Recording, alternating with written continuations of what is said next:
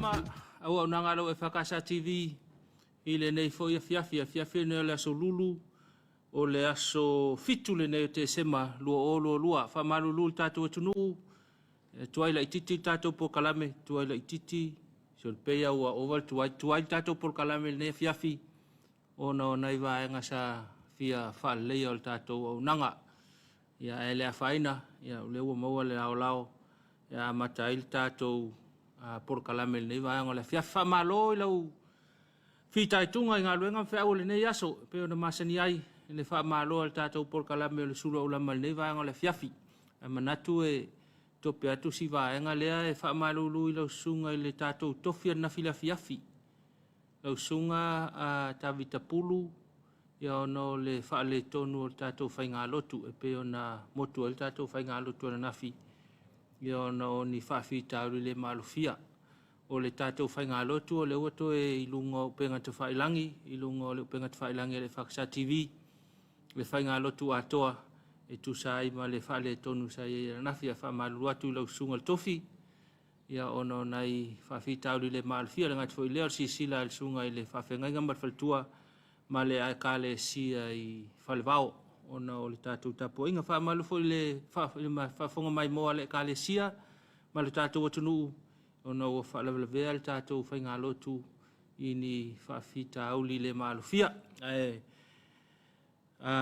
tatu por kalame le Afiafi ya fa o pe le tatu Suluaulama e pe ona ia fa malo tatu lango au tu o le tanga luenga o pisinisi ala manuia malepa o le fale o loa o le SOS ia male papa instant koko Samoa na tatu lango ia o lo tu mai pel tau au ia wale tu ina tu tatu por kalame fe tasi fa malo ai tatu lango tu fa tai fo lang mai ia fai pe tu ina tu tatu por kalame fa malo lava po fena ia ile nei fenga ngalu ai ile nei aso ia malo lava fa si vela le la ina ai tal fa tai opia ia wale fo se polo nei aso le ai se timu ia au sulu malo si le la fa si vela o le talfa tau nei pia manatu foi ia sa fa pe ina so se tu le tunu ina sa mo nei ia i fe au mga loenga sa fe ngai male tunu au i lava ilea e tal tonu loto por kalame ua fa ai lava fe au mga loenga i le saonga le mu ma le alofa mai le tatu tua pe sa nga lue lau fa to anga pe sa nga lue fa ina nga loenga i tafta le fale ta pena le fale wa foi le anga tu le fa ungo le tau sanga ia pe sa e fai malanga i lungo le vaa ta sau i sale longa i mulfanua ia pe fa sau fo i latu i mulfanua i sovai ia pe sa e lungo lau ta vale le so atoa sa e fa ngota po fe sa iai ta vale la pasese la wa vita vale ta vale la pasese o le pasi po fe lava na iai fa malo lava ta to por kalame Suluaulama i le ifo manuia i fo i fe au manga luenga o le nei fo yaso malo lava le tatu tunu nga lulue malo ono sai malo fa toa malo tau pati i fe au mga luenga sa fe ngai mai tatu fa malo le kalesia so se kalesia au fa nga luenga to fia le tua malo lava malo fa talo malo Tapuaiga fa malo i tamalo le kalesia mo to tua sunga fa fe ngai ngam tua malo lava mo Tapuaiga ma talo le nei yaso fa malo i le malo tiu te wha wau o le tamatai palemia ma le sui palemia ma le kapeneta o le fongfitalai ma le sui fongfitalai ia o fai pule uma lava o le fono fai tula fono le malo Samoa fa ululunga matanga luenga au fai ngā luenga uma matanga luenga le malo matanga luenga tu mo oti fa malo atu lava i tiu te mawhaiva sa whenga i mo utou ele ngalo fo i Tapuaiga le ao le malo ma le sui au mo lama siofo i tiu te sa fenga ye fo ile nei aso fa malo lava le tatu tunu Tapuaiga ta mama tina malo ata mama tina Tapuaiga tuli loa pe to Tapuaiga ia nga luenga tama fa na wala tunu ele ngata i samo nei ia ai fa pe fo ia tunu e mau malo lava ta mama tina ia wa fenga fo i oto ia ma fe au mga luenga e masania ia oto ile aso male aso nei tatu fa na wa onga o fenga pe masuenga maloa fa malo losi to titi foi umal nei tau sanga fale o onga ia fa malo foi ia onga ia wa mata la tu fa manuia pe o le so ia fai fa manu ia ni sio onga ile so fa malo tu lua onga fa ya onga nga luenga fita sa fe nga ile tau sanga toa ia le wo mai fai unga nga luenga le tau sang malo fo I matua la to nga luenga fai pe ia la nga tongi ia motali wa mai le tali ile nga patio o to ile fa au suri tai au mai to piki mai la Afiafi ia fa pe lava le lango so se tu o la o ina o nai whanau malo lava matua le whenga iai ia matiute e ala ia o nga nai whanau malo foi whanau ia pe ana whai atu ia e longo fia alta mititi sa to anga le onga ia pati malo si fo ison tina ia matalitali nai whailonga le whaiunga le sanga tātou le misi ia tātou wha malolosi tātou matua tātou talia fo I tau whainga nai whanau mo le nei tau sanga ia la ia o onga wha malo atu I le au tau tua Hawaii o tātou ainga tātou nuu mai tu malo I la tau ia wha muli mai ia pe ausu mai tātou ia ngā lulua ia pia nei ia mga lulua I nisi vaenga o le atu nuu ia e wha muli ia le auso ma nei tu wha fine ia o loo whaia le whatu ainga tausi o tātou ainga le ngā tei le vainga o nei o tātou mātua o ngā sesenga I so se mea whainga monotanga le nuu ngā lua inga o le whanua ia pe whaangota fo I ngā tai whamalo atu lava ia te utou o loo tautua ina nei o tātou ainga o tātou nuu ia male e ka le sia mai tu malo lava whenga ia I matiute mga luenga e le whaingo fie ia ngā luenga e whenga I ma utou whamalo o tātou la waanga le ngā lue whaavai taimi New Zealand Australia maua mai tātou porkalame talo atu tātou porkalame Suluaulama ia te o panga uma lava tātou porkalame Samoa nei ma so se mea I lunga utpenga te whailangi ia whaamalo atu malo lava malo tautua malo ngā lue nei aso malo on sai o le ale taimi le aso le te mafuta mai ai mo mai porkalame ia whaamalo atu I le suafa Yesu Keriso manatu lava ele o se malo si o tātou ele o se poto foi o sesi ana le aita ita inga o tātou li ia manatu lava ia ele o taunu mai tātou le tau Afiafi o le ia so manei al paolo mai le tau Afiafi I nei tal whatai o pia le foi eva ai atu ia wa mata foi le tolengina al vaenga le ilungo le apitangalu le ilungo le talingalu ilumai I le tal whatai o pia malo manei si me o le Afiafi faisina wha malo stino Afiafi mai se ia tātou le whainga luenga sa wha I le ofisa pe le nofo le whale o loa wha tau o loa ia o ngā alwhai singa wha afu le Afiafi ia ua le fua la lata mai le tau Afiafi la tau la se atu I le tō malvaenga whai mai sin tātou wha Afiafianga ia na wha awawa I leo tātou porkalame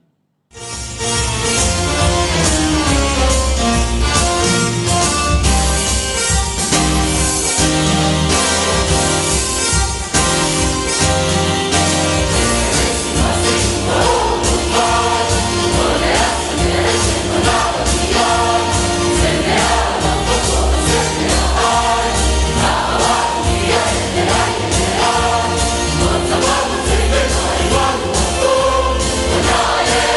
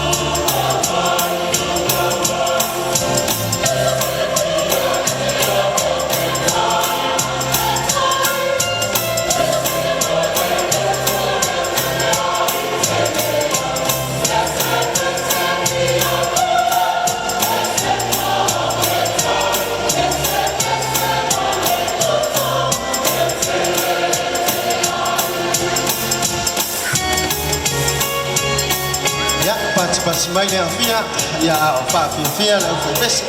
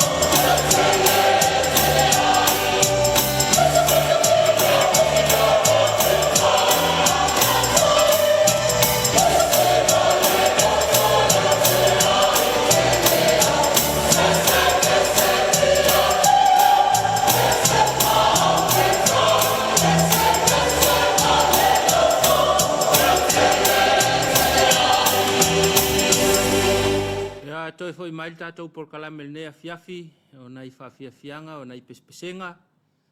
Ia wa foi le whaanofo maadia i o ne Afiafi, whaiwai foi o whiau mga luenga, o le lavama e ewa, ia o nai whaafiafianga ia, ia whaanofo maalua i foi. Ni toi foi atu i le ainga, ia po e moa mai foi tātou whaasalaunga tau whauma ia au whiau le ne Afiafi le whalwhai ngā luenga, ia maalo lava ngā lue, tau tuana le saonga le mū, tau longo lava le tātou por kalame ma wha malusia lau saonga le mū, ia ilo anga ia i le whale i Afiafi taitasi.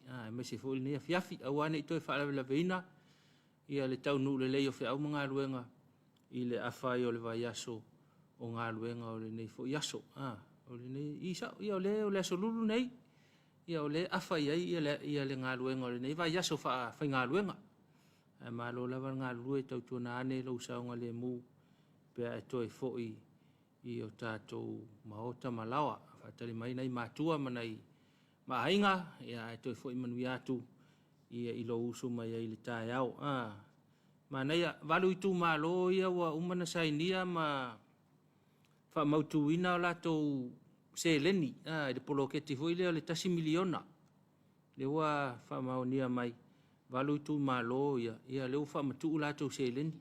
E leo whamatu a 12 miliona pe ia e se mea o le 5 se lau afe ma ona tupu le whamatu ia a matai o lātou tāpenanga e walu la tātou i tūmalo leo whamaunia mai ia o whamatu o lātou se leni ia e luasu tasi tūmalo ia o leo a umana saini lātou pepa saini lātou malilianga umana whai o lātou vaenga fo ia tau whai lātou paperwork ia le lau umana sainia ia au lo whaatali la le tali mana ia nei vaenga ia mu ia tu malo ia o whamatu la tu se leni ia na ua watu se leni tau tua nama au tau o le se leni al malo ina ia whao ngā te tau whao ngā ili me tau e tu sai o le poloketi ia male sini tuli loa o le manuia lau tele o nei tātou tu malo inga te itasi o le nuu ia male tu malo ina ia whaasafua le manuia lona winga e fōlinga mai tolu se fulu la le tutoe pea whapelu su tasi lewe wa umana sainia la tau pepa whaatalitali moritali ia e tolu se fulu la ia le whaatalitali ia nei tu malo ia mana ia nei tala ia ia mo le tātou atunu ia ma le poloketi na le malo whangasolo lo na winga ia e mo ia le poloketi e le pelo e le se me pelo ia wa le wa alu se le ni le si vaenga le ia o le whaianga fu o tātou i si tu malo fa pele whafonga mai ele o te pena ina tātou pepa ia tope lo tātou pepa ia manuele i te puni ngā luenga o le nei tausanga wha malo atu tātou tu malo le ngā lulue wha malo o laka pisa moa pe ia na whaise lātou se lātou polkalame i le so o le atina eina ma le whaleleia o le lakapi tamaitai i le ngata i tālonga ia whapefo i le o ina i potolau tele mana ia nei mea ia so sani tātou le ngata ia tia e le i tū tau tāleni i tālonga ia whapefo ina whamalusia ia le ola o ina ia la ia o onga no inga alu mame lua ele avel metasi tia ile simea ia wa ile te me la vel la kapi ia au la saula ma lo sile ola o ina ia etua ia ipe afa pe uma fu ile ola ngata alo la to na por kalamena la kapi Samoa sa fa tonu ina fa taile ofisili pulenga ia fa pe fo ile vaenga sa fa tonu ina por kalamela fa malo atu ia tolu viva malo tolu mal vaenga ia monai por kalame ia fa malusia ai la kapi tama ita isa monei ile ngata ta longa ia fa pe foi ia ona fa malusia ile ola o ina le la kapi to le luna ole to le lunga ole aonga mana ia me lua fa malo la kapi Samoa mana vanga fa pe sa vai foi le pe foi le so ia sa ele fa mo le mtanga luenga fa to anga fa nga faiva la fionga liminsta ma le ofisilo pulenga mal pulenga mal tanga luenga ia ala ile nai vaenga ia mo le fa le ia foi o ngao singa o tatou oloa le o le foi le ia le fainga foi le alo ia le ia ngao singa o tatou oloa ia ngao si nei ia le na fai ina ia o nga ia mo le silfia sa fiololo foi nei tatou pa anga ila tou ia wa ngafa male watuina o tātou oloi fafo ia malama le iai ia i wala ina ia ngau seile o loa ilona saunga le mu ia mala e tauna mulimuli ta ia whaaltu la fono ina ia mawhai ai ia ona avea o se o loa au ina alo ia ale atunuu ia mo atunuu e mamao na ia onga na whaifa malo lau fionga le minsta ia whapele ofisilo pulenga ma leo mtanga luenga mo nai vaenga ia mo le sila fia e tātou ia e fo ia la faltu la fono e tauna muli nga singa o tātou oloa ina ia vea ma oloa alo ia al malo Samoa e whaatau watu ia tunu e mamau ia wha malo ai tiu te mawhaiva o wha ngā soropea ngā luenga le tātou malo ia e manatu a tula lata fo ili taimi wal tātou whai ngā lotu Afiafi pe ia o lea to e 15 minute tale ono le tātou whai ngā lotu Afiafi pe ona masani ai tātou whaaftai ale lofa maleanga leo le tua i lona lofa ia ona o lana taita inga ia i tātou manatu lava ia e leo se malosi e leo so tātou poto po so tātou lelei o tele ia o le alofa tuno o le tua taita i mai lava le tae au le usu ia le fo o tāpena to i fo i le ainga a lo saunga le mu pe tātou ilana tau singa malanga leo leonga tātou awe le wha mua ia mnuao wha aftai malvi inga i le atua ia pe a tātou le Afiafi nei o le tātou tofi o le sunga i le whawhenga inga ia tau tole a foa ma le ka le sia e whaka saifa le wha le ota pena mai ia mo le tātou Tapuaiga le nea Afiafi la mai mo mai sui pulang talavou ia fa pe foi ia latou faafiafiaga siva faalenganga ia le ngata ilea o vivinga o le atua wa lava ia le faanofo malie ma le tapena atili o tatou loto manganga i le tatou Tapuaiga Afiafi pe a tale itu la ono au mai le nganga o le atua lau faafonga mai mo Samoa fa pe foi ona fa manaina le upu fola ia wa foi se fasilinga malosi faalenganga i le nei fo iaso i le mai ai o fe au mga luenga le tātou tunu wa mai al tātou whainga lotu ia ona wha awau pe leo le tātou prokalame o le Suluaulama.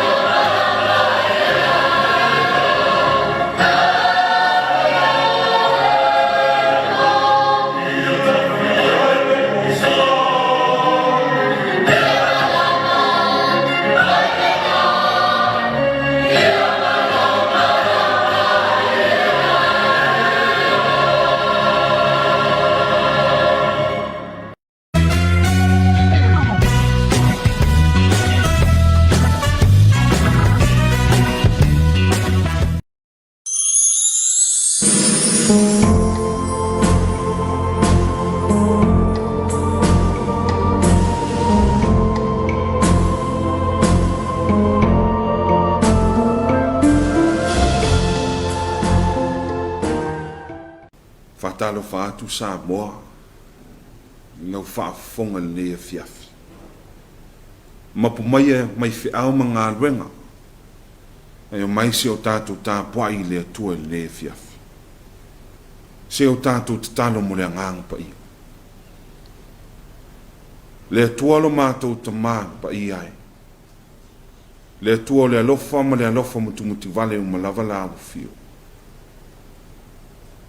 O mai a whiau mga ruenga sa whiangai ai mātou taito tasi. O mātou o mai le ri ie le wha moe moe. Whawawina mātou ngā whatau si ale li Tapuaiga mamanu i lau fio. Ai pangala wa lea li ie. E i la ma po nā i mātou. O le ala leo mātou mua i wala a wai le mana lo wangang pa ia e a fio mai. Pāpatiso ina matau to lua ina le whatau wao le tangata. Ina ia whatino ai le nei sauninga i le moni ma le wha maoni. Ia i u le wha silisilina o lo lava vi. Ono Yesu ala tuai le mātou te tala. Amen. Whaitau ino le tuspa ia. Tus fifilia mo i tātou le nei Afiafi o mau mai le wheng fau. Vangalia mātai o lona matau po e fitu. O le au whaitau ina mai le whai po e fitu se ia whangata le whai po e suma le lua. Mātai o alona matau po e fitu. Le au whaitau ina le whai po e fitu. Whangata mai le whai po e suma le lua. Whaafonga maia o awhianga pa ia o tātou atua. I outo o le atu, o na whaina mai ai lea i ate outo. I outo sa ili, o na outo maua ai lea. I outo tutu i atu, o na toina ai lea i ate outo. A wā aise o le atu, e maua e ia. O le sa ili foi, e i loa e ia. E toina foi i le tu i atu. Oi foi se tangata o tope a o le maino na atali i se a rito, na te avene e ia te ia se maa. A o le mai foi se ia, na te avane e ia te ia se ngata. O le nei, o outou e leanga, a fai wailo e outou o na vatu o mea le lei maa outou whanau, e le sidi e o na foi na mai o lo outou ta maa o i le langi o mea le lei, i e o le atu i a te. O mea uma foi tau te loto ia whaia tangata ia te oto. Ia whapea lawa ono o tau whaia ia te ilato. A wao le tū la whono lea. Ma le au perfecta. Whamanuia le tue ale le whaafonga. Whai tau atu nisi o ana whiong pa ia. Tū mau ia te ia le vi inga nei maasa umaseo i le whaavavau. Ameni. Nei mafau fonga mo i tātou le nei Afiafi. I le sofa mamanu le tua le tamā le alo ma le anganga pa ia. Amene. Ua au filifilia le whai po e sfun ma le lua e whai mamatua au te toi whai tawini. O mea uma whai tau te loto ia whai e tangata ia te oto. Ia whapea lawana o tau whai ia te ilato. A wao le tūla whono lea ma le au perfecta. O se manatu au tūle nei Afiafi e au ai mafo whaunga e whapea. A lofa atu. Ina ia lofa mai. Love to be loved. E le toi tau whailo mafo whaunga le nei Afiafi. A wao te manatu se mata upu waloa masila fia e lo tātua tunu. A wa a tua i le whea sao lea nawa tau tonu lea. Mo so se tangata Gary Shaw. Ia whaatino le wingo le alofa. Ia alofa atu pe a whai. E te nau e alofa mai. Ia anga le atu. Pe a whai o lea seanga le tātou te nau wai. Ia toi whaane mai. Alofa atu. Ina ia alofa mai. A alofa si. Wha mata lao ta whaalia le alofa. I le isi o uso a tangata. Pōle me ea nau le nau ia alofa mai. Ai le ai se tali atu. A matau na whai u, le launga lo tātua li i lunga le maunga. Le ala ua manatu ai, se i toi wha manatu matoi a poa poa i le tāua, le tau sia ina le leo le vao le isi ma le tas. lai sila fia le li. E ia isi o lau nau ia whaali le alofa, pei tai le o lea se anga o lo whaalia.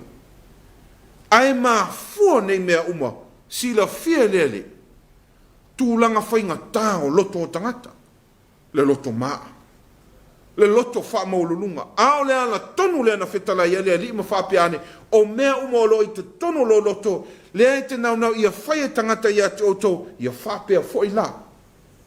Ona tātou whaia ia i lato.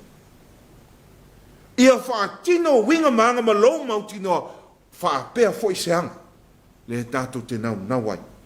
Ia whaalia mo i tātou. E manino a upo al tātou matua. O mea foi, tau te loto ia. Lona winga. A whai o le alofa mai, ia i lola alofa atu. Aua le fia e whaamsino atu, lai feta lai le li.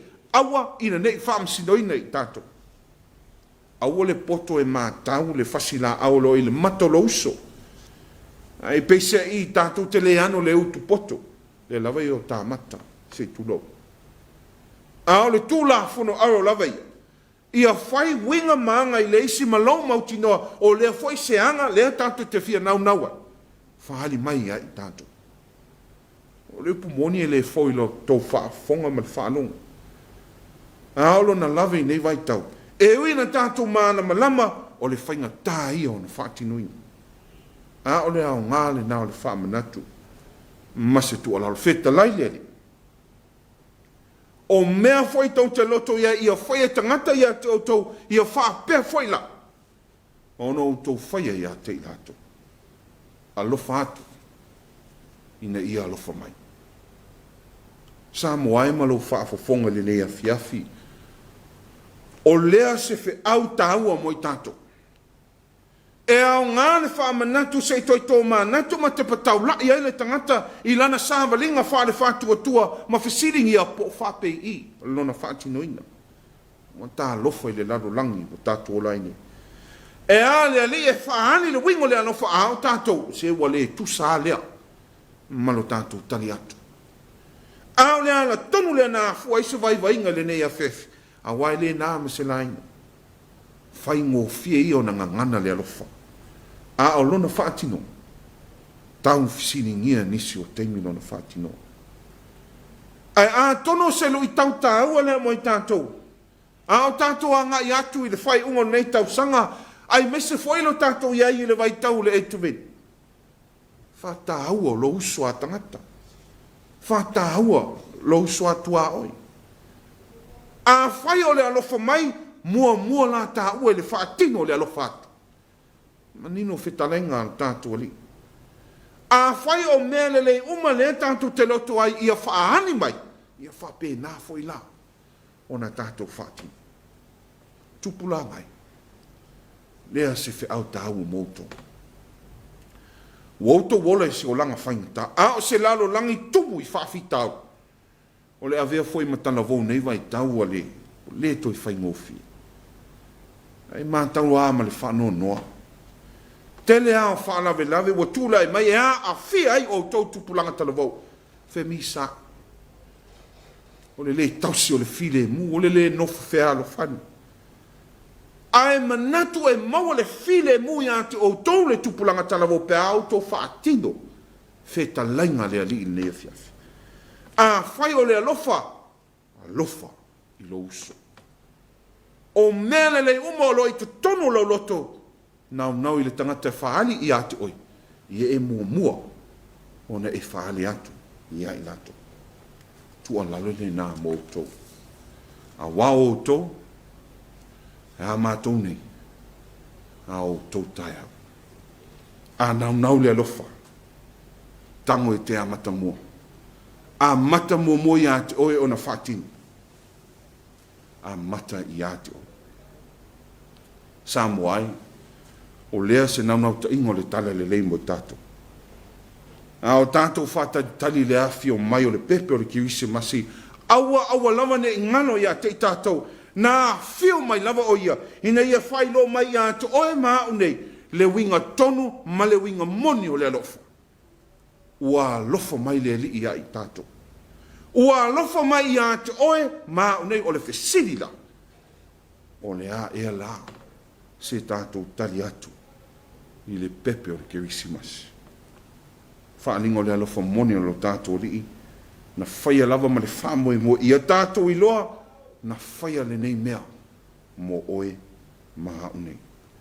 Na whai ina ia le whano se tas, a ia mau ia te ia le whatua tua, i le toi tūman malo mai le oti, ma le tūnga mai o le tātou li whaola lea. A lea, ua lofa mai, wha moe moe tātou te alofa atu. Ia manuia, nei Afiafi, ono Yesu. Amen. O le a tātou pe pese atu i le atu i le pese o Samia.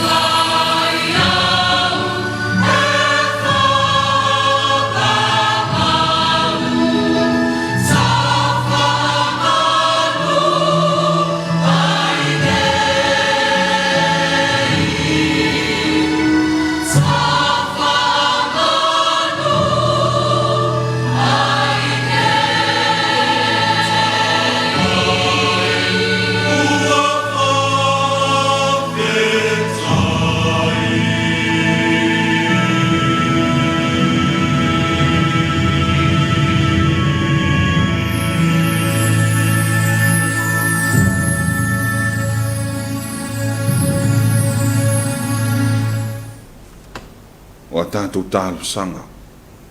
Tālo le whaafitai, whātou senga, ma mamole nisi o tātou manao I le tua, ma le tatalo whamanuia. Se o tātou wifo ma tatalo I le tua. Le tua lo mātou tamae pa I ai. Le tua e whaavavau lava la awa fio. Le tua lo mata I sau, ma le pule au au I mea o malava. La awa fio mai ana nafi, o le aso se o lava I le whaavavau lava. La awa fio le pongai o le ola ma le malosi ai silisili ai o la awa fio. O le winga moni o le alofa, ma le alofa muti vale o malava. Lo alofa lea li ie. Ua toe a whanga poto ai, o tangata nui tutono maota malawa. Ina wa mahea whi au mga ruenga sawhia ngai ai le tangata. Tāpo inga mamalu foi o nei o mātou mātua, o alo ma whanau foi a o onga lea li ie whaafitai. A tonu wale ai lava se tala wa whaapapole ina ai o mātou loto. A o le anganga lava le whaafitai e fia vi ai la au fio, o no olea. O tele ngese lava lauto a sā, tele na walo wa lofa mo I mātou, whaafitai le li ie. A wasa tau mate ma le ete o mātou fuafuanga. Sa whai tau fo I ma le māsalo, salo pe mātou te toi au lia mai le nei Afiafi. Ai vi ia la awa fio. Wha mamaluina mai o au la vea ilunga ia I mātou alea. O mātou sang fia ai tutonu. Maota malawa lea li ie whaafetai. Whaafetai lea li ie. I lau whaata mau a inga ina peo o mātou tangata taito tasi. I so se hanga waa wa e fina ngalo I te tofi ai mātou. A o ngā luenga wa e wala au ina ai o mātou whaatau wa e whaatino ina. Maua iso vi inga vi ia lao fio whaafitai. A o mātou tū foi ma mafau fau I le mātou sāwalinga umi o le nei tau sanga e maufa lawa o mātou loto. Le li ie whaafitai. A wai tali tonu lava lo mātou alii. Tele au teimi e whatuatua na ia I mātou lao fio. Mātou te whaangalo ai lao fio ai pangale. O manu malo pealo wa lofa whaamaoni ai mātou. Vi ia lao fio. Mea siri wa e whaia mo mātou tangata. Whaftai a wāwhiong pa ia. Tusi leola lea sa mātou whaita wina. Sulu I o mātou vai ma le mana manama I o mātou ana u. Whaftai fo I lea nganga pa ia. Lea nganga na te whaama I te mele le na te tautoolua ina fo I le tangata. Te mea lu ti ai fi taha ma whaingata. A o le sinyo na mea uma lea li e whaftai le taulanga I tase e afe. Na saunia ma tāpena ina e lo wala pelo Jesu Kiriso. Taulanga le ua mauti no ai, ua saufa ngai mātou le ola e whawava. Pea whai mātou te salamo moni male munumuri. Pangala wa lea lea li ie. O I mātou au se whanau wanga sala I mātou. O e si la fia lea li ie o I mātou au. O se atu nue. Tumu le fotu le anga mase. Tele na whaangalo, iai mātou la au fio mau whamanianga. A wa tau sisi lava le tangata I le matango o fio le nei lalona. Leo lenga I la au fio se I e lofa. Wha maa ngalo I mato. I e wa veo mo mato taitai. Se I pa ia lea o pito I titi I mato nei leli I. Wha maa ngalo I mato. A whai o mato le wha atino o mato tiute. I le moni ma le wha maoni. A lofa leli I. Wha maa ngalo I mato. A ve ia le toto ta ua Jesu Kiriso lea na maliu ma wha alawa au I lungo le sata. Wha mamamang mangalo ai a mato angsa. Ngao nei Afiafi. Mato le atu I lao fiu e si le fia.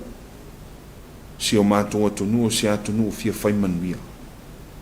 Ta tāno I la o fia ia whape nā. Ona liningi ifo lunga. A inga tai tasi o si o mātou atunu. O au wha manuianga lea li ie. Maua I la tau malosi o le tino. Wa le whātinu ino pēo whi au ma ngā ruenga. Mo le nei tau sanga lea li ie. Whamanuia ta māma tina mātutua. Ianga le leila o fio iai lato. Whamanuia nei o mātou whanau. Lumanai leo a inga nuu mai ka le sia. Lea li anga le lei. Ia whapong sa ino o lato mata I le mata ngō fio le nei lalolai. Ia tau to olui na pēlo wanganga pa ia. Iai lato. Ia anga le fo I le li ie. Au whai ngā luenga tutofia le atua I so se whata whai taulanga I fia. I lātou wa whale le manu I so se hawhio anga manu le li ie. Ia whapena ono whamalu au la vea I lunga I lātou. Whalo te tele ina pē I lātou. Wa le whianga I eimana ngā luenga la au fia. Ta talo mo e o lo mau le loi mata malingi. Whano noanga nei vai tau. Le ia wha meise ma wha mawhan whana. Anga le leila au fio. Musu ina pē ia I mātou o le ala lava le tasi. Mātou te uia le ia. Ia anga le leila au fio le mātou whainga malo. Ue ua vea mau mātou taitai. Anga le leila au fio ia I lato. Ina ia lato tai le nei atunu I le moni ma le whamau. Sila na lato tai ala te fia sila iai. Te talo lea mo si o mātou atunu pele o Samoa. Le atunu o whai mo mātou tofi. Ianga le leila au fio si o mātou atunu. O ni malawha nā tua. Fau mai le ia wana o la o fio lava. Ianga le leila o fio e mātou. Mātou anga I atu le whai ungo le nei tau sanga e mese whātari talingo le a fio mai o le pepe o le kirisimasi. Awa lawane e tū la fua ina I mātou le li I. Ta tala mo le lalolangi vevesi. Vave mai e se teime na nofo fifi le mu ai le li I. Manatu ia mātou te talo. Whātasi e ma te talo lilo ma te tano le leo o I te tono le loto le tangata lava ia. Tui nātu la o fia ia whaia ilo fina ngalo ai awa. Awa lava so mātou loto whatawana. Mātou te talo ma leo lenga le ala tu ia Yesu. A le manuia ma le file mua la o fia le tua le tama. Le lofa sisi le so Yesu ke risolo mātou li ima le mātou whao. I le ma le maaftanga whai pēr ma la o fia nganga pa iai. Tu mau mai leo mātou lunga malunga lau whanau ma le lalolangi atoa. Nei māsa se io I le whaavavau lau. Amen.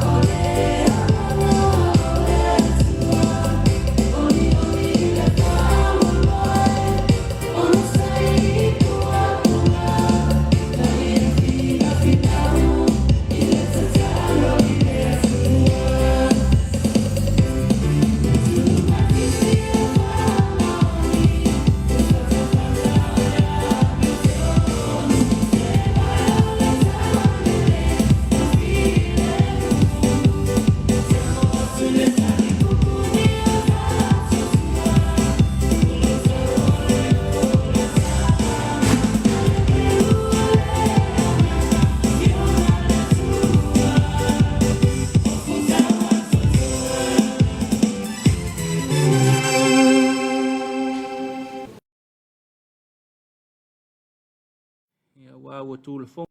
Manatu lea ua atu e le tautai o le talelei, ia ua tulafonga, ia le tautai sa ili mafua.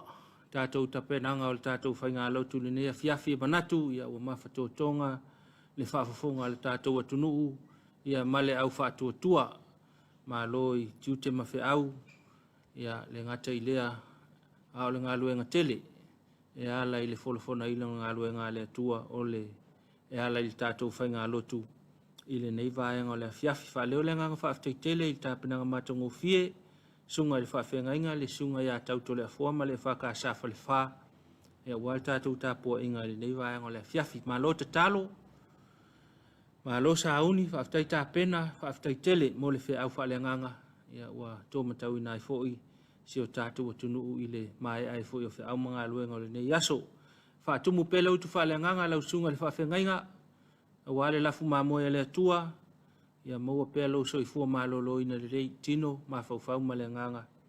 Le ngata o le ngā luenga le atua, ia whapea fo i le whao ngā ina i so o seitu, a inga, nuu, ma le kālesia, ma le malo, so o seala, ia sa whamuia le atua, i lau sunga le whawhengainga, manui fo i tapo inga, ma le whautua, ia le sunga i le whalitua, ma le nofua alo, ma le ainga, ma lo whaftai lau sunga i le whawhengainga, mo le tapo inga le nea Afiafi.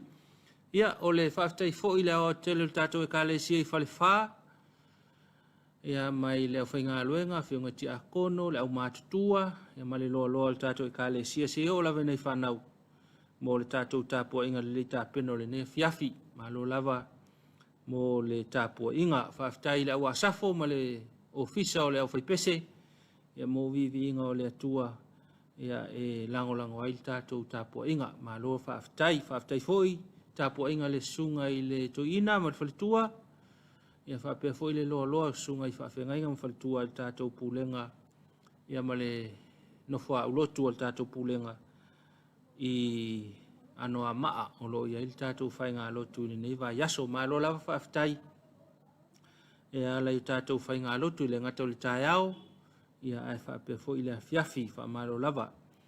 O le a mai mo mai tātou atunuu, whaasara launga ma whaasir silanga, whalau i tele, ia a mai au na wha umatu ai foi leo le tātou porkalame, ia mo le nei foi Afiafi mo lau mai moa. Whaasir silanga mai le ofisa wa onga le kalesia whapotopotonga Congregational Samoa, avanoa whainga luenga. O avanoa whainga luenga ia onga le whakasa pei ona whailo i lano, wanga vao na tusi talo sanga mai yaile mamalu o le atunu, e le talo sanga mai mua i nei avanoa. Mua avanoa pule a onga. Pule a onga kolise o loro mwenga fau, pule a onga tusiata ma le whale mantanga, pule a onga o le a onga matata ese i sale longa. Lua, avanoa sui pule o kolise o papauta, sui pule o kolise o malua fau, sui pule a onga tusiata ma le whale mantanga, sui pule o le a onga matata ese i sale longa. Tolu, avanoa whai a onga, ma whai ngā luenga langolango i kolisi maululunga, ma onga wha wau, mua kolisi o le mwenga fau, tasi le avanoa whai a onga English, tasi le avanoa whai a onga le health and physical education and religion knowledge. Lua kolisi o malua fau, lua avanoa whai a onga mo le English, lua avanoa whai a onga mo le maths, tasi le avanoa whai a onga mo le accounting and business studies, tasi le avanoa whai a onga mo le visual arts, tasi le avanoa whai a onga mo le food and textile technology, ma le tasi le avanoa te uwhanua. Tolu, polisi o tua sivi, tasi le avanoa whai a onga geography and social science, tasi le avanoa whai a onga le ngangana Samoa, ma le tasi le avanoa whai a onga mo le business studies. Wha, polisi o nua usala, tasi le avanoa whai a onga mo le ngangana Samoa, ma le avanoa whai lau tusi. 5, polisi o teino papauta, tasi le avanoa te uwhanua, tasi le avanoa whai a onga science, tasi le avanoa whai a onga ngangana Samoa, ma le tasi le avanoa whai a onga o le MAMS. Ono, a onga matata ese i sale lolonga. Tasi le avanoa whai a onga le carpentry and joinery, tasi le avanoa whai a onga le tourism and hospitality, ma le tasi le avanoa te uwhanua. 5, a onga tusiata ma le whale mataanga, tasi le avanoa whai a onga le English and communication, lua avanoa te uwhanua. Wha, o tusi talo sanga mo avanoa whai ngā luenga o le pule a onga, sui pule male whai a onga, e aona tu ina mai wha amatalanga nei, mua, tusi talosanga mo le manoa whaingaluenga ua e filifilia. Lua, tusi pasi ma whailonga taualoa ia whaamaonia. Tolu, talaanga o le soifua por CV. Fa, tusi whaamaonia o ngā luenga sa e ngalue ai. Lima, tusi whaamaonia mai lau whaifi au.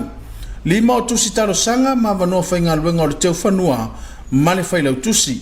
Ia tuina mai na o le tusi talosanga ma le tusi whaamaonia mai lau whaifi au.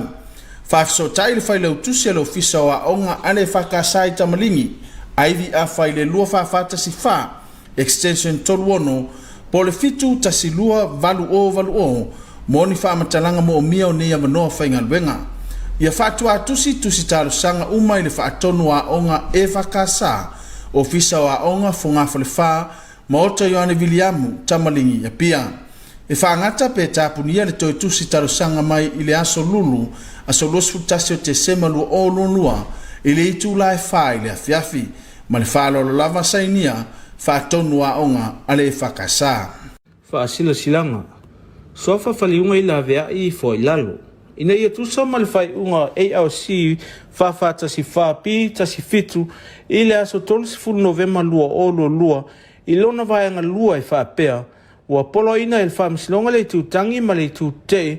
Ina ia wheiloa i masoala o pule suli o tio to ia ma suli o fono i le maota i la vea i fo i lalo. E winga i le wha ma vai ino filinga o i tu e lua, i to tono le lua masina. E a fua atu i le aso le nei whai unga ai wha mutaina le aso 12 Januari lua o lua tolu. Mua, o le wha sila atu ai i suli o tio to ia, ma suli moni o fono mali i fua i lalo. O le a whaia le tātou wheloa inga i le aso wharaile, o le vai aso nei, aso iwa o te sema lua o lua, i le se fulu i le tae au, i le maota i la vea i fua i lalo. Se i soa le pule tu sa ai o le unga le whaamisinonga. O lole awai mai o le ale tau fia ai se au tasinga o le ainga. Tolu. O so se i tu e lo la vea i le whae unga ARC, wha tasi wha, pi tasi i le pi wha, i le aso sifun ma le wha a perila tasi iwa tasi, i suli o iai le pule le suafa, e matua te ena lo latou awai, i le whelo inga e peo on talo ina nei, i le aso sifuma le iwa o te sema lua o lo lua. Whaia ma le whalau tele, sa inia, tau ili le awanai kolose fruen, suli o tia to ia, matau pa matu peni whaliunga, suli o fono mali. Whasisilanga mai le ofisa wa onga le kalesia whapotopotonga Christian Samoa, avanoa whaingaluenga. O avanoa whaingaluenga ya onga le whakasa pei ona whailo i lano, wanga wao na tusi talosanga mai yaile mamalu o le atunu, e le i talosanga mai mua i nei avanoa. Mua avanoa pule a onga. Pule a onga kolise lo mwenga fau, pule a onga tusiata ma le whale mantanga, pule a onga o le a onga matata ese i sale longa. Lua, avanoa sui pule o kolise o papauta, sui pule o kolise o malua fau, sui pule a onga tusiata ma le whale mantanga, sui pule o le a onga matata ese i sale longa. Tolu, avanoa whaia onga, ma whainga luenga langolango i kolisi maululunga, ma onga wha wau. Mua kolisi o le mwenga fau, tasi le avanoa whaia onga English, tasi le avanoa whaia onga le health and physical education and religion knowledge. Lua kolisi o malua fau, lua avanoa whaia onga mo le English, lua avanoa whaia onga mo le maths, tasi le avanoa whaia onga mo le accounting and business studies, tasi le avanoa whaia onga mo le visual arts, tasi le avanoa whaia onga mo le food and textile technology, ma le tasi le avanoa te uwhanua. Tolu, kolisi o tua sivi, tasi le avanoa whaia onga geography and social science, tasi le avanoa whaia onga le ngangana Samoa, ma le tasi le avanoa whaia onga mo le business studies. Wha, kolisi o nu ausala, tasi le avanoa whaia onga mo le ngangana Samoa, ma le avanoa whailau tusi. Lima, kolisi o teino papauta, tasi le avanoa te uwhanua, tasi le avanoa whaia onga science, tasi le avanoa whaia onga ngangana Samoa, ma le tasi le avanoa whaia onga o le maths. Ono, a onga matata ese i sale lolonga. Tasi le avanoa whaia onga le carpentry and joinery, tasi le avanoa whaia onga le tourism and hospitality, ma le tasi le avanoa te uwhanua. Fitu, a onga tusiata ma le whale mataanga. Tasi le avanoa whaia onga le English and communication, lua avanoa te uwhanua. Fa o tusi talosanga mo avanoa whaingaluenga o le pule a onga, sui pule male whai a onga, e aona tu ina mai wha amatalanga nei, mua, tusi talosanga mo le avanoa whaingaluenga ua e filifilia. Lua, tusi pasi ma whailunga taualoa ia wha amaonia. Tolu, talaanga o le soifua por CV, fa tusi wha amaonia o ngā luenga sa e ngā lue ai. Lima, tusi wha amaonia mai lau whaifi au. Lima o tusi talosanga ma vanoa whaingaluenga o le teu whanua ma le whailau tusi. Ia tu ina mai na o le tusi talosanga ma le tusi wha amaonia mai lau whaifi au. Whaafiso tai le whailau tusi alo fisa o a onga ale whakasai tamalingi. Aivi a whaile lua whawhata si wha, extension toluono, po le fitu tasi lua valu o, moni whaamatalanga mo o mia o nea vanoa whaingaluenga. Ia whatua tusi talosanga umai le whaatonu a onga e whakasa, o fisa o a onga whungafa le wha, maota Ioane Viliamu, tamalingi ia pia. E whaangata pe tapunia le toi tusi talosanga mai i le aso lulu, aso losu tasi o te sema lua o lua, i le itu la e wha i le Afiafi, ma le whaalo lava sainia, whaatonu a onga ale e whakasa. Whaasila silanga, sofa whaliunga i la vea i fo i lalo. Ina ia tusa ma le whai unga ARC whawhata si whapi ta si fitu i le aso 30 November lua o lua i lona vaianga lua i whapea ua polo ina il whamisilonga le tutangi ma le tute ina ia wheiloa i masoala o pule suli o tio to ia ma suli o fono i le maota i la vea i fo i lalo. E winga i le wha ma vai ino filinga o i tu e lua i to tono o le lua masina. E a fua atu i le aso le nei whai unga ai wha mutaina le aso 30 Januari lua o lua tolu. Mua, o le wha silsila atu ai i suli o tio to ia ma suli moni o fono maali i fua i lalo. O le a whaia le tātou wheloa inga i le aso wharaile o le vai aso nei aso iwa o te sema lua o lua i le se fulu i le tae au i le maota i la vea i fua i lalo. Se iso le pule tusa ai o le unga le whamisinonga. O lole awai mai o le ale tau fia ai se au tasinga o le ainga. Tolu. O so se tu e lo la vea i le whai unga ARC wha tasi wha pi tasi i le pi wha i le aso sifun ma le wha a perila tasi iwa tasi i suli o iai le pule le suafa e matua te ena lo latou awai i le whelo inga e peo on talo ina nei i le aso sifun ma le iwa o te sema lua o lo lua. Whaia ma le whalau tele, sa inia, tau ili le wanai kolose fruen, suli o tia to ia, ma tau pa matu peni whaliunga, suli o fono mali. Nei whasisilanga ia, ma whasalunga whalau i tele, o ma ua le tātou pulkala me nei vaenga le Afiafi, ia ua fo i lau mai moanga. Ia o le whasalunga le tātou pulkala me nei Afiafi, tā lei tū lai fitu o le tātou Samoa taunulongo peo mansi ai, tātou tālai vai whanua mai le ala ata Australia. Ia o le tātou porkalame o whawhiawhianga o le sisi ngā fua. Wa fo in whawhiawhianga o maa ua lau au nanga. Ia e tapena atu. Ia wa lau mai moanga wha ua upea le whamnatuina o le tātou sisi ngā fua. I le nei tausanga. Ia mana tua ai le ona sfulu tau sangal malo tu tasil malo Samoa. Ia pe whawhiawhianga Samoa, pe whawhiawhianga le Krismasi, ia vaenga umaia e whamanatu ai pea, ia whawhiawhianga ala le tātou porkalame lea solulu titasi. Ia o le tātou porkalame o le atatifanga, wha umai fo ila unanga lau e whakasa TV. Ia ile nei fo ia whiawhi lango il tātou whale o loa o le PSL. Malo lava i le tātou whale o loa o le PSL, le pulenga o le tātou whale o loa, lango mai tātou atatifanga ile ngata o le ao. Ia whapea fo ile pō, wha umai la unanga le tātou e whakasa TV. Ile nei fo i pō.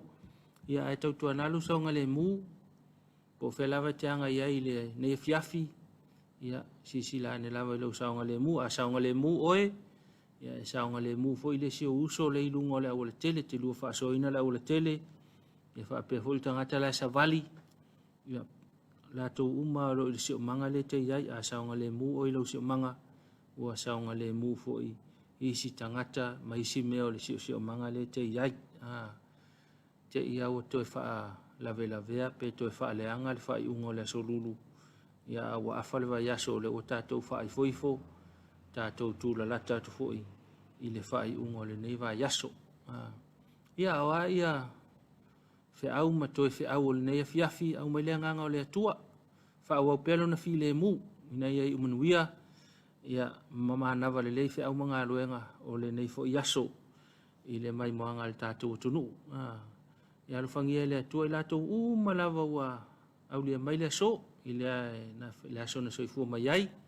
wha manuianga le tātou Suluaulama manuia le aso soifua sana tulu I le atua ni sia tele maua pele malo silitino ma fau ma le nganga manuia tele to aso soifua wha moenga fo o le nei aso ia wha moenga ia alufangia le atua ia vaenga uma pe nei fa mo so fa mo nga lava mana tu le so ia sang fa mo ya tu le atua ila to fo I wa fe fa no noanga talo tato por kalame fa ma fa tu le atua lo na nganga fa mai se fa ma fa tu ona fa no noanga o lo fenga ia ile nei taimi o le mana tu tato por kalame le ne Afiafi le o tapena mai fo il tātou sei o le Samoa National Lotto ma le hit free ia wa fa o mai fo il tātou por kalame nei vaanga o le Afiafi au mai le nganga o le atua pe tātou malolo ia mo se malolo nga file mua se tātou tunu ia mo se tātou malosi wa fo il tātou tapena pena ia ma le ala le asofo I au mona ngā luenga manuia tele le tunu nei vaanga o le Afiafi manuia malolonga tātou toi whailoa I te mwhape nei la soa tai au tō whasoi fua.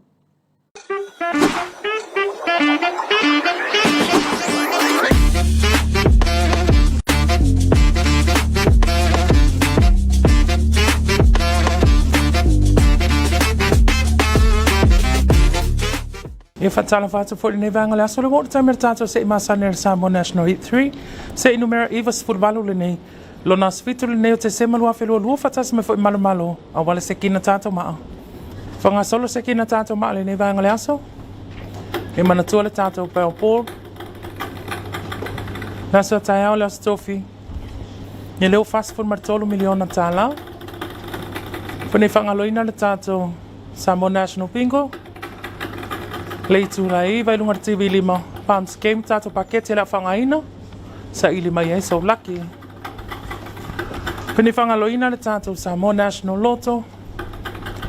Lona whailonga au tū le waiai. Se lau fitus fulu male iwa afe. Malu se lau. Ia male ono se fulu male walu tā lau.